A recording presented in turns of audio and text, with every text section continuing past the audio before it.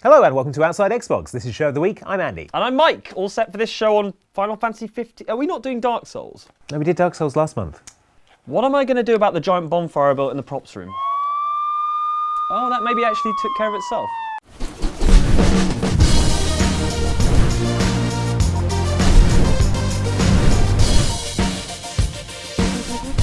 You should really pay more attention. You'd like Final Fantasy 15. It's not really my thing. There's a car in it. Tell me more. Well, how long have you got, Mike? At a recent Final Fantasy Uncovered event in Los Angeles, Square Enix revealed Final Fantasy 15 will be more than just a mere video game. It's going to be an enormous, inescapable, multi-million-dollar multimedia franchise that somehow still features giant rideable chickens. Yeah.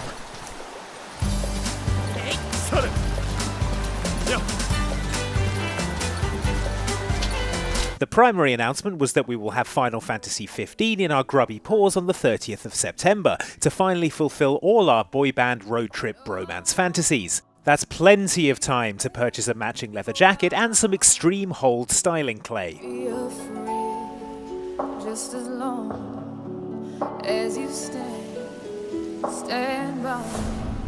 But in addition to the traditional video game stuff, there were also announcements of an anime YouTube series called Brotherhood, a feature-length CGI movie called Kingsglaive starring Sean Bean and Lena Headey, aka Ned Stark and Cersei Lannister from Game of Thrones, and, most ludicrous of all, a one-of-a-kind special edition Audi R8 with fantastically ornate wheel rims. If you're a Russian oligarch or a Saudi oil baron, then congratulations, you might actually be in with a shot of owning it. The biggest surprise was the reveal of a new standalone demo for Final Fantasy 15 called Platinum, released on the day of Final Fantasy Uncovered, which features a comatose preteen Noctis smashing things up with a toy hammer and transforming into a truck.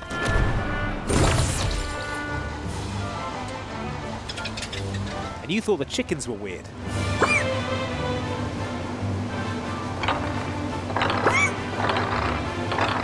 For us though, this was all a bit of a distraction from the fact that Final Fantasy 15 itself looks astonishing. It's a stunningly beautiful world that seems absolutely vast in scale. If nothing else, this is probably the most expensive looking game we've ever seen. And our excitement was only increased by this tidbit of plot detail from Lena Headey. Well, Kingsglaive takes place during Final Fantasy 15, but the story follows King Regis and the Crown City after Noctis leaves for his road trip to wed me. You? Yes. Yeah.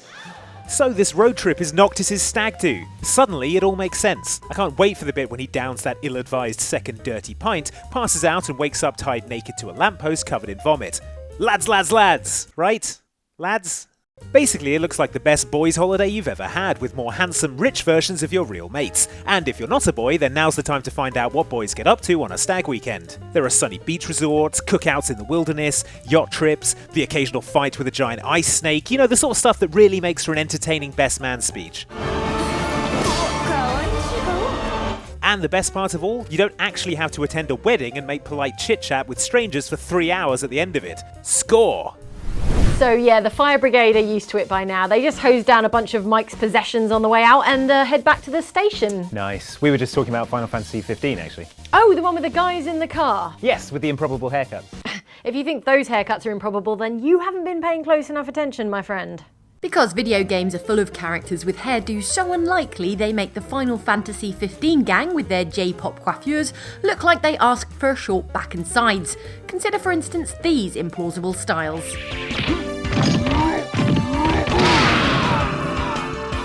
KO! You win! When Street Fighter's Birdie first embarked on his career of ruthless street beatings in Street Fighter 1, his haircut was, if not conservative, at least physically possible, a short blonde mohawk, or red mohawk depending on if he's in the versus screen or not. In his subsequent appearances in the Street Fighter Alpha series, however, Birdie got a new do. A much longer mohawk with a perfect hole punched through the middle that resembles nothing so much as a slice of Swiss cheese protruding from his scalp. Luckily, Birdie realised that this haircut was totally impossible and changed it back to a regular cut in time for his most recent appearance in Street Fighter V. Although it's a bit floppy, Birdie. Might want to get some hairspray, sort that right out. It's none of your business! Get lost! Darian Crescend of Apollo Justice Ace Attorney is the second guitarist for the band The Gaviners, a group that already includes some pretty spectacular hairdos.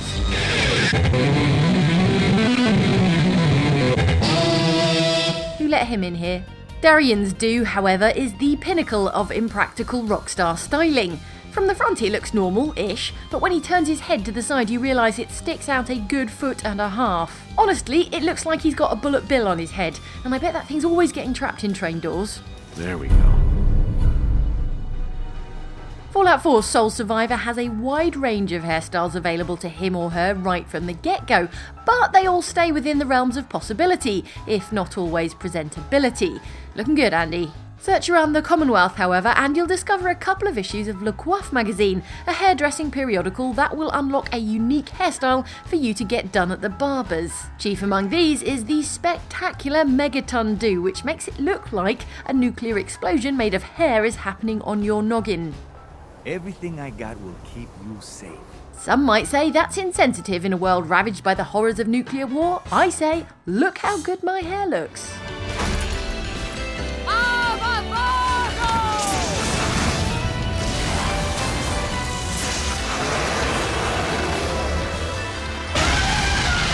If you take a photo of Bayonetta along to the hairdressers, you're probably going to be disappointed, as her hair is actually magic.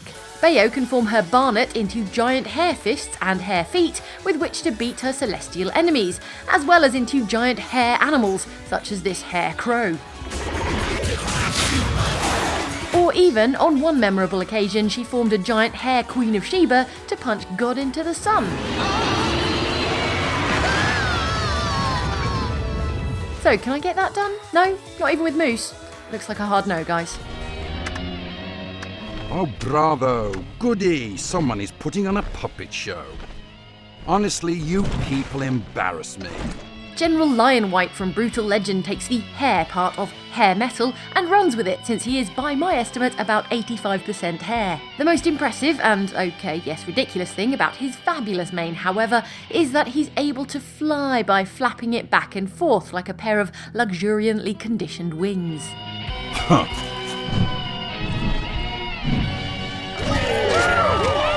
Fair play to him as well for trying to wear a hat on top of all of that. That thing never stood a chance. You're all fired. Every fat, worthless one of you. Now it's time to see what's written in the comments and what happened to the original Jackjoys from early footage of Quantum Break. Demoted to cab driver. It's harsh, Remedy. First up this week, your comments on last week's show about Quantum Break and the bleakest futures due to time travel.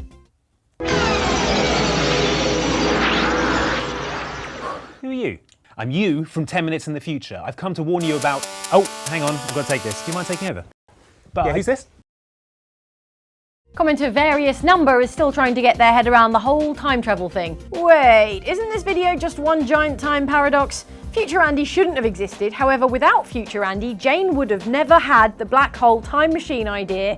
Multiverse theory hurts my brain. It's fine. The only thing you need to think about is that everything went back to normal at the end of the episode. No, it didn't. I'm still here. I'm locked in the cupboard. Wow, it's like there's a crazy echo in here. It's weird. So you need to travel back in time now to avoid creating a time paradox or irrevocably break down the space-time continuum. Yeah, but you didn't build a time machine. This is still just a list of time-based food puns.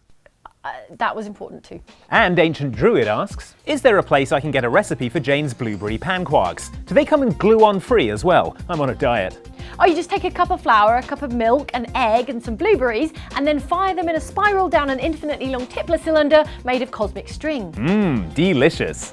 Speaking of grim alternate timelines, Kuhullen is sad, saying, meh, not even a mention of Red Alert. How did that mess with time?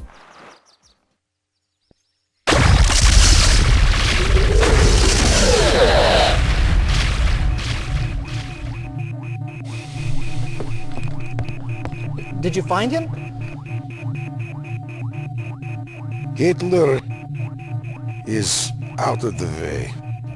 Yeah, I'm pretty sure that's how that went down. Next up, your comments on this video about the times when in video games, man was the real monster. Because the second you give people the ability to screw each other over in a game, they're going to turn evil quicker than Aidan Gillen in, well, anything he's ever been in. Pax Lessus asks, where man was the real monster, if I've learned anything from watching these videos, it's more accurate to say that Jane is the real monster. Oh sure, you create one electric torture cage in Fallout 4 and suddenly you're a monster. Andy5V meanwhile says, hunt you down for sport, was that the worst you could think of for DayZ? In standalone I spawned in and was friendly, then met a group of bandits that I hope were friendly too, but they weren't. They cuffed me and force-fed me rotten food and Windex before leaving me till I died. Then when I respawned, they made a fox hunt of finding me where I respawned for the rest of the day. Are you taking notes? What? No. And there's this adorable doggy who we just want to take home and cuddle forever. Oh. The horrifying thing is we can't take him home and cuddle him forever. On this topic, Captain Cool Guy has this to say to Mike. Hate to burst your bubble, Mike, but the wolf from Dark Souls had an amazing goner. The guy even sacrificed himself to an eldritch abomination to save him from what undoubtedly would have been a very bad time. Oh, he'll be fine. We'll get him a Labrador or something. Finally, this week, your comments on this video about Andy and Mike playing Doom No Subtitle. Have this. Where are you all? Oh, I'm running out of time. Game right. Have a rocket up, you. You're running out of Revenant time. I am running out of Revenant time. On the topic of the game's skeletal rocket-launching Revenant demon, Alex Wood says, can't believe the Revenant movie doesn't have any jetpacks or rocket launchers. What a waste of time. Yeah, that's why I didn't win the Best Picture Oscar. Oh, did Spotlight have rocket launchers and jetpacks? Yes. Oh, sweet. All right, this looks good. Yep. This looks good. Oh, whoa. Okay, I needed that neck, but don't worry about it. It's fine. Commenter Smevmev says, this was cool, but the announcer sounds like a bloody sat-nav. Really? Yeah, check it out. Use plasma rifle. Then in 100 yards shotgun. Your enemy in the face. Oh yeah, that's pretty noticeable. Oh my god, I nearly got telefragged. Man, I haven't been telefragged in years. Remember the last time you were telefragged? Finally, James Wolfstar wants to know, is there a support group for telefrag survivors? You know, where they stagger the meeting time just to be safe. Brilliant idea. You don't want to know what kind of mess there was when we told everyone to turn up at 8 o'clock sharp. Yeah, I had to throw that mop out. Oh, that reminds me. Did you remember to cancel the telefrag support group meeting for this evening? I thought you were going to do it. I'll go buy another mop. That's it for this week's show, but how can you be sure you didn't dream the whole thing, like Noctis in the new Final Fantasy 15 demo? The only way to be sure is to press the like button. Yeah, like buttons don't exist in dreams, you see. That's dream science. Thanks for watching, we'll see you next time. All right, lunch? Oh, I can't, I've got to go and mop up the remains of a telefrag support group who all exploded over the studio. They could just say they're not hungry.